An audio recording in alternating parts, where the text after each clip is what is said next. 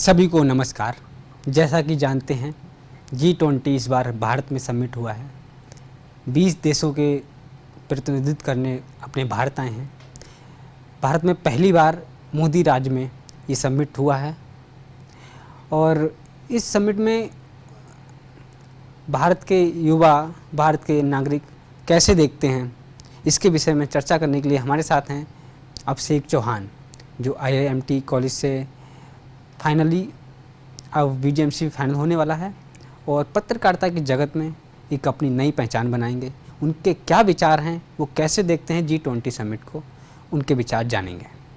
तो G20 summit में जो आपने देखा है, अलग अलग देश के लोग आए हैं, तो आप किस तरह देखते हैं? देखिए, G20 सम्मेलन भारत के लिए बड़ा ही गौरवान्वित करने वाला एक कार्यक्रम कह सकते हैं या सम्मेलन कह सकते हैं।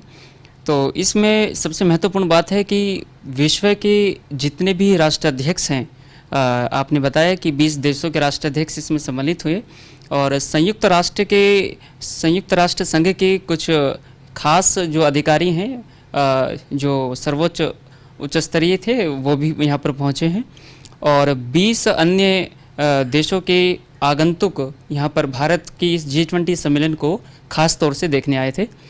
साथ में भारत के भी वित्त मंत्री और विदेश मंत्री इसमें शामिल थे।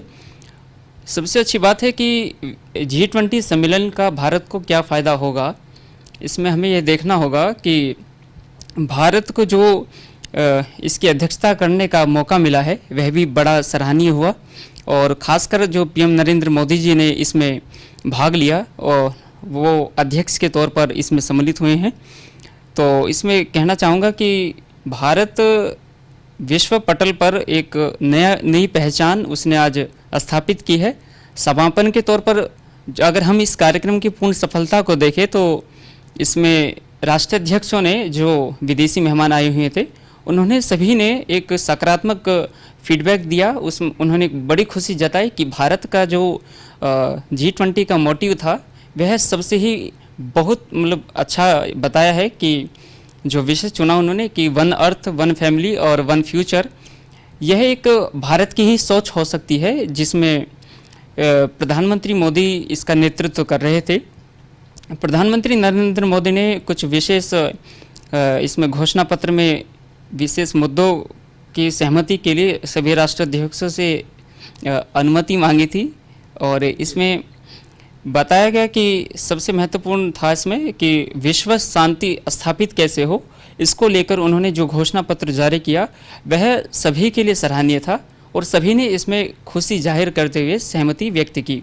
पर खुशी की जैसे बात आती, कांग्रेस और सपा बसपा इस सारी G20 समिट को लेकर आप देख रहे हैं, जब से शुरू हुआ है तब से अलग अलग लोगों के आंकड़े आ रहे हैं, अलग अलग तरह के बयान आ रहे हैं कि हो गया, चलो बाहर निकलो। अब आज सपा का जो अध्यक्ष हैं उनके अखिलेश यादव, उनका बयान आया कि उत्तर प्रदेश में बाकी जगह 5 किलो अनाज में लोग गुजार रहे हैं और उन जो विदेशी मेहमान आए उनको 56 भोग लगवाए जा रहे हैं सोने चांदी के चम्मच में। इस तरह के बयान ये कोई मेहमान के लिए बोला जा सकता है कि भारत में अभी भी हमेशा से अतिथि देवो भव बोला जाता है अतिथियों के लिए। अब बताओ, उनके लिए ऐसा बोला जा रहा है 56, हम अतिथियों के लिए अपनी जान दे देते हैं, अपने कुछ भी करते हैं। ऐसे दिल्ली की जैसे बात करते हैं, दिल्ली में बताते हैं कि जो गरीब क्षेत्र है, जहाँ पे झुग्गी झोपड़ी है तो वहाँ पे टेंट लगा दिया गया है। कुछ ऐसा भी कहते हैं कि हमें बाहर नहीं निकालना दिया जा रहा है, विदेशी मेहमानों को नहीं दिखाना चाहते कि दिल्ली में क्या चीज़ है। तो मैं कहना चाहूँगा कि कोई भी किसी के परिवार में भी कोई मेहमान आता है तो हम उन्हें अच्छी चीज़ें दिखाते हैं। क्यों? क्योंकि हम नहीं चाहते ना कि वो हमारी चीज़ें, हमें भगवान को हम अच्छी चीज़ें ही देना चाहते हैं, ना कि वो। कुछ गलतियां हैं हमारे हर राज्य में हैं और राज्य अपने स्तर पे उनको दूर कर रहा है, पर कब तक करेगा? परिवार, घरों की बात करते हैं, हर राज्य में एक प्रधानमंत्री जनधन योजना के तहत पैसे दिए जा रहे हैं, घर बनवाए जा रहे हैं, अटल बिहारी कुछ अलग योजनाएं हैं उसके तहत कराया जा रहा है। पर कुछ चीज़ें हैं जिनको समाज को खुद करना पड़ेगा, गंदगियों को दूर करना पड़ेगा।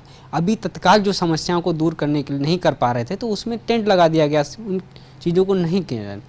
और रही ट्रैफिक जाम की बात, तो कोई भी हो, ट्रैफिक तो जाम तो ना हो, आने वाले मेहमानों को समस्या ना हो, इसलिए ट्रैफिक को कुछ रूट डाइवर्जन किया गया था। तो पर ट्रेन के लिए जैसे मेट्रो ट्रेन की बात हुई थी, मेट्रो ट्रेन की बोला था 3 दिन नहीं चलेंगे मेट्रो, बाद में चालू किया गया था क्योंकि समझा कि इतनी बड़ी अर्थव्यवस्था एक मेट्रो के उस पर टिकी हुई है, क्योंकि कितने यात्री अपने ऑफिसों में जाते हैं, कितने आईटी में हो गए, कॉल सेंटर में हो गए, बहुत सारे यात्री, मतलब अगर वो मेट्रो से नहीं जाएंगे, रोड से जाएंगे, रोड डाइवर्जन है तो बहुत बड़ा ट्रैफिक लगे, तो उस मेट्रो का भी चलाना शुरू किया गया था।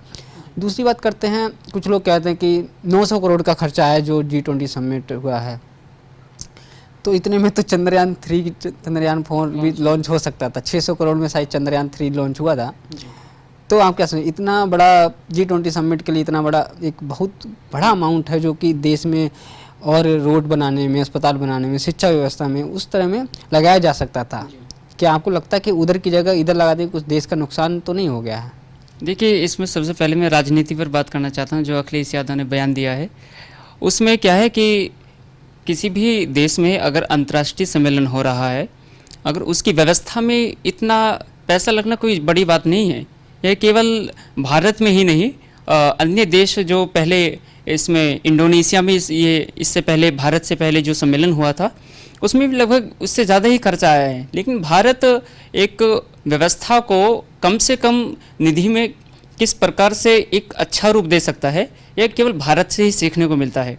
रही अखिलेश यादव की राजनीति की बात, क्योंकि वो ऐसा कर नहीं पाए और पूरा विपक्ष बौखलाया है इस विषय पर कि अध्यक्षता इसकी मोदी ही क्यों कर रहे हैं। सबसे जो कहते हैं कि उनको चिढ़ हो रही है वह इसी विषय पर है कि नरेंद्र मोदी इसकी अध्यक्षता कर रहे हैं। और अभी हाल ही में जो 2024 का चुनाव आने वाला है, इसमें सारा सामने ही फ़ायदा सीधे पीएम नरेंद्र मोदी को होने वाला है, क्योंकि उनकी जो नेतृत्व की क्षमता उन्होंने भारतीय लोगों ने आज देखी है इस G20 सम्मेलन के दौरान, तो वह बड़ा ही एक अच्छा प्रभाव भारत में जमाए हुए हैं। रही दूसरी बात, आपने जो मेट्रो स्टेशन की कही, उसमें G20 सम्मेलन की जो एक सिक्योरिटी थी, उसमें यह लाजमी उनको बंद कराना इसलिए आवश्यक था क्योंकि राष्ट्राध्यक्ष जो बाहरी विदेशी मेहमान आए हुए थे उनकी सुरक्षा का सवाल था। भारत में जो मेट्रो चलती है वो तो रोज़ ही चलती है, सभी की जॉब चल रही है, रोज़ चलती है। अब 3 दिन इतने मतलब राष्ट्र की खातिर कोई आम व्यक्ति नहीं दे सकता क्या? 3 दिन छुट्टी कंपनी के लेकर के व्यक्ति क्या अपने राष्ट्र, ये भी एक देश सेवा है, इसमें सेवा है और इसमें कोई ज़्यादा बड़ा विषय नहीं है। वैसे भी हमारे घर में कोई मेहमान आता है तो हम छुट्टी लेते हैं, कहीं खेत पे होते हैं, कहीं ऑफिस में लेते हैं छुट्टी, क्योंकि अतिथि देवो भव, जो कोई मेहमान आया है हमारे घर पे तो उसके लिए हम थोड़ा समय तो दे सकते हैं। बिल्कुल। और इसमें आपने जो तीसरा विषय बोला है कि इतने पैसों में तो कि फिल्म इंडस्ट्री या कोई चंद्रयान 3 लॉन्च हो जाता। देखिए, इतने बड़े कार्यक्रम के लिए प्रधानमंत्री नरेंद्र मोदी ने जो चंद्रयान 3 लॉन्च किया, उसके बाद आदित्य L1 लॉन्च किया, तो वो तो सरासर अंतरिक्ष यान में एक अलग बजट है। रही कार्यक्रम की बात, तो इस कार्यक्रम में इतना होना ही था और ये ज़्यादा बड़ा विषय नहीं है। यहाँ पर सवाल उठता है कि विपक्ष ऐसे क्वेश्चन को, ऐसे प्रश्न को वो फिल्म इंडस्ट्री को क्यों नहीं पूछता, क्योंकि वह एक काल्पनिक सारे जो गतिविधि एक कहानी बनाते हैं उसमें पैसा ना खर्च करके अगर वो देश के लिए उपयोग किया जाए तो कितना अच्छा रहेगा। प्रधानमंत्री मोदी ने सरासर यही किया है कि उस पैसे को देश के लिए ही लगाया है और जो दिल्ली में एक भव्य एक रूप देखने को मिला है वह केवल 3 दिन का नहीं था, वो अभी अस्थायी रूप से उसको संचालित किया जा रहा है। पीएम नरेंद्र मोदी ने यह आदेश दिया है कि जो भी अभी ये यहाँ पर इसके साथ सजा हुई है, यह अस्थायी तौर पर इसको दिल्ली में प्रयोग किया जाएगा और आगे भी यही खर्चा जो एक बार लग गया है लेकिन वो आने वाले समय तक हमको फ़ायदा देगा। इसी बात को लेकर के बस मैं इतना। वैसे भी किसी भी काम को मोदी जी जब करते हैं तो बहुत दूरगामी सोच रखते हैं। हाँ बिल्कुल। वो आज भले लोगों को बुरा लगता हो, नोटबंदी करी थी, बहुत दूरगामी सोच थी उन्होंने। लॉकडाउन जो लगाया था वो भी बहुत समय, अगर वो लॉकडाउन उस समय नहीं लगता तो कितनी बड़ी संख्या में कोविड फैल सकता था।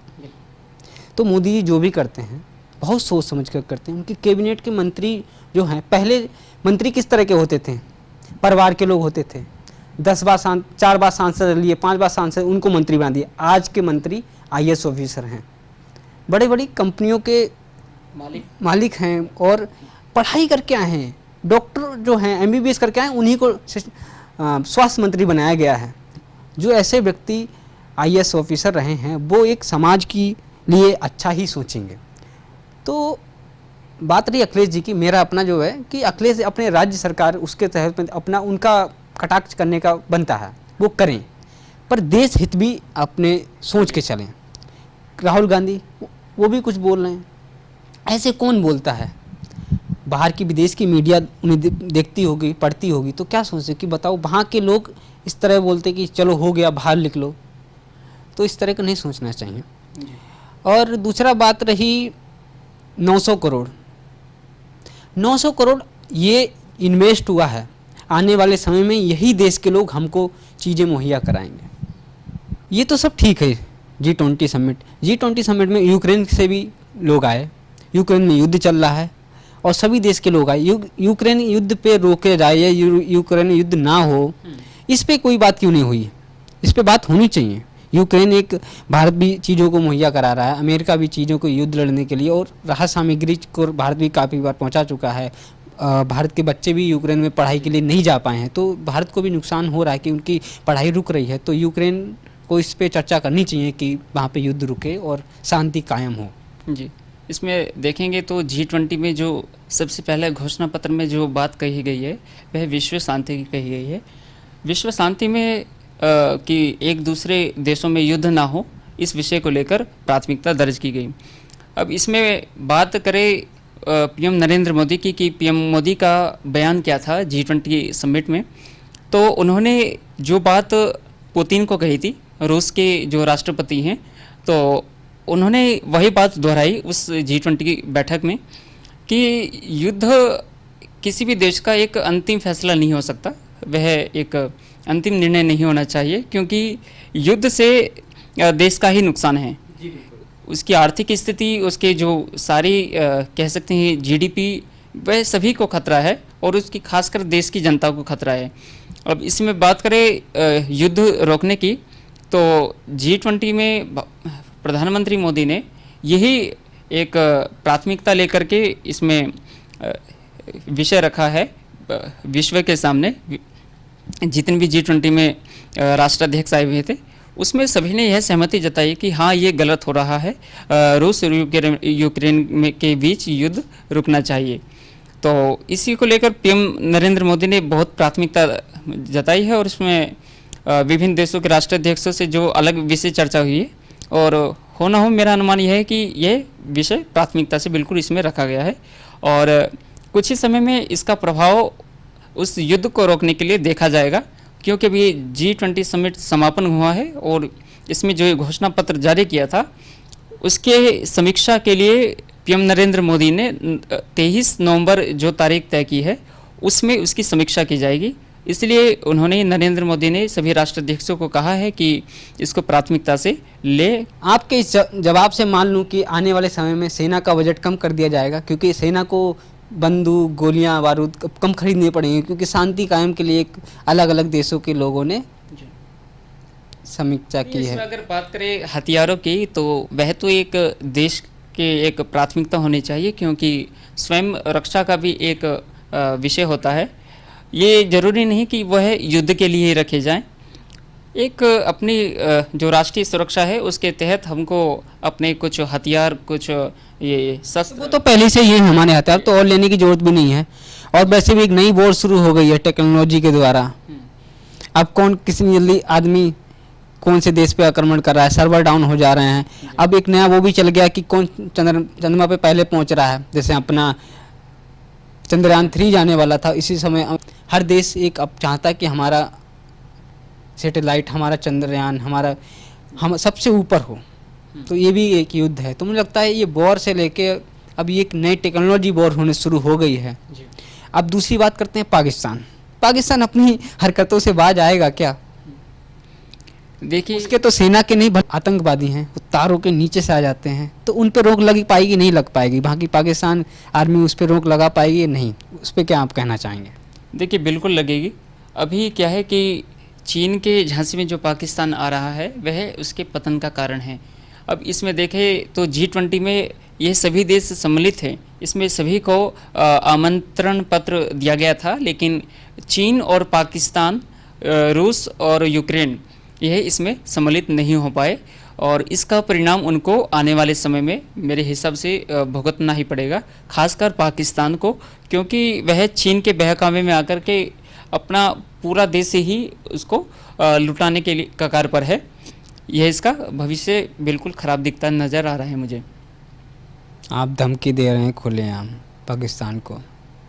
धमकी नहीं है, उसके जो स्थिति को देख करके जो G20 में इतना अच्छा मौका था उसको एक विश्व पटल पर अपना नाम दर्ज कराने के लिए, लेकिन वह इस जो G20 सम्मेलन में नहीं आ पाया, तो वह उसने बहुत बड़ी गलती की है, खासकर चीन के चक्कर में।